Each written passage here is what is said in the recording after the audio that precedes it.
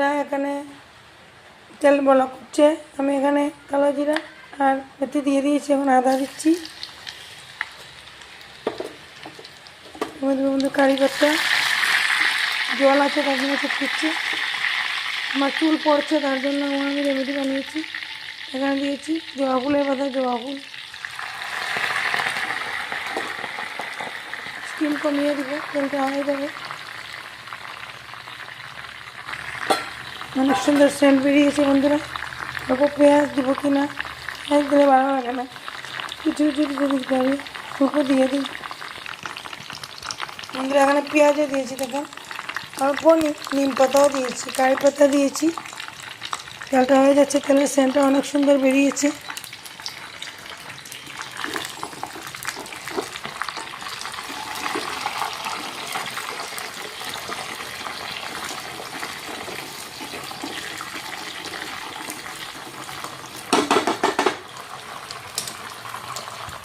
যেগুলা জিনিস দিয়েছি বন্ধুরা, দেখেন কালারটা চেঞ্জ হচ্ছে।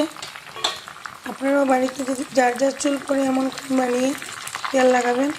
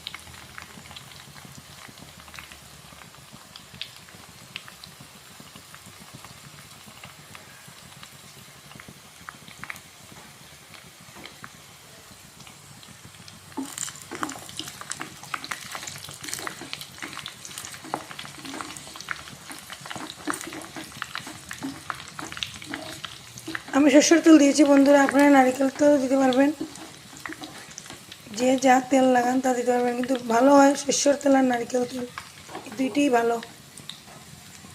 মাথার জন্য নারকেল তেল ভালো, সরষের তেলও ভালো। আদা দিয়েছি খুশকির জন্য, যাদের খুশকি আছে আদা দিলে কমবে।